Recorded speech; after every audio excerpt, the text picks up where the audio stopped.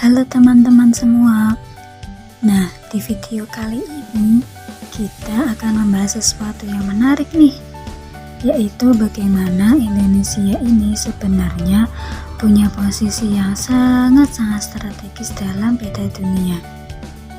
Kalian tahu nggak sih kalau lokasi Indonesia itu sebenarnya kayak jackpot dalam geopolitik global?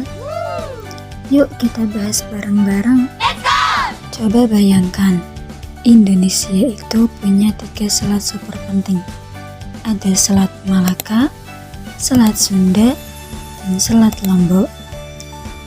Nah, yang paling gila itu Selat Malaka. Kenapa gila? Karena ini adalah jalur pelayaran tersibuk di seluruh dunia. Lebih dari 70.000 kapal lewat sini setiap tahunnya. Bayangin aja, 1/4 perdagangan global melewati selat ini. 1/4 loh. Tapi dengan trafik sepadat ini, masalah juga pada mulai bermunculan, seperti adanya perombakan, penyelundupan. Makanya Indonesia nggak sendirian. Kita bekerja sama dengan Malaysia dan Singapura buat patroli bareng-bareng untuk menjaga keamanan di sini. Pelabuhan Tanjung Priuk dan juga pelabuhan Patimban, semuanya dikembangkan jadi pusat logistik internasional. Apa sih tujuannya? Tujuannya itu supaya Indonesia makin solid posisinya dalam rantai pasok global. Indonesia ini punya tanggung jawab yang nggak main-main loh dalam menjaga keamanan kawasan Indo-Pasifik. Kawasan ini luas banget dan kita ada di tengah-tengahnya. Indonesia sangat aktif di ASEAN, kerjasama bilateral dengan negara-negara lain, plus ikut berbagai forum multilateral. Intinya kita nggak cuman jaga diri sendiri, tapi juga berkontribusi buat stabilitas seluruh kawasan. Dan ini ada contoh realnya nih. Ingat nggak? Tahun 2019 sampai 2020 ada insiden di perairan Natuna. Kapal-kapal asing nekat masuk ke wilayah kita. Nah, respon Indonesia apa? Kita langsung gaspol lah, tingkatin patroli, perkuat TNI Angkatan Laut, dan yang paling penting, kita pertegas klaim zona ekonomi eksklusif kita. Ini membuktikan posisi geografis kita ini directly mempengaruhi strategi pertahanan negara.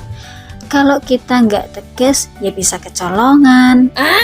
Indonesia ini literally duduk di atas harta karun. Kekayaan sumber daya laut kita itu luar biasa. Ada apa aja?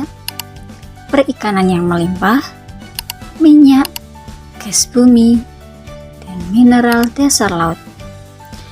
Terus yang unik, kita juga ada di kawasan cincin api Pasifik.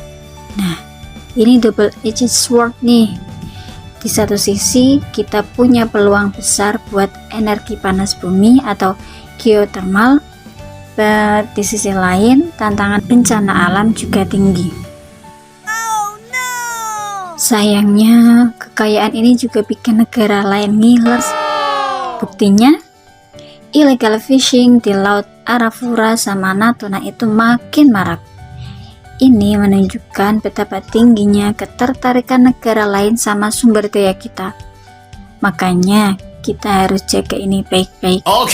Kalau dikelola dengan strategi yang tepat, kekayaan laut Indonesia ini bisa masif bos buat ekonomi kita, sekaligus memperkuat posisi kita di geopolitik.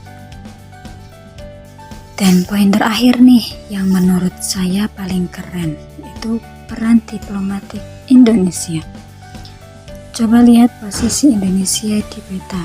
Kita ini kayak jembatan yang menghubungkan Asia Timur, Asia Selatan, sama Australia.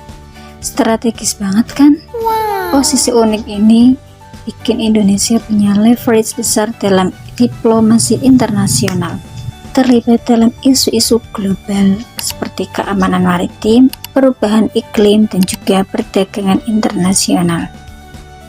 Di sini ada contoh konkret yang membuktikan kredibilitas Indonesia, yaitu tahun 2022 Indonesia pernah menjadi tuan rumah KTT G20 di Bali. Ini forum leaders dari 20 negara terbesar di dunia, dan mereka bahas pemulihan ekonomi global. Ini bukan cuma prestis, tapi ini bukti nyata bahwa posisi strategis Indonesia itu meningkatkan kredibilitas dan pengaruh kita di mata dunia internasional. We matter.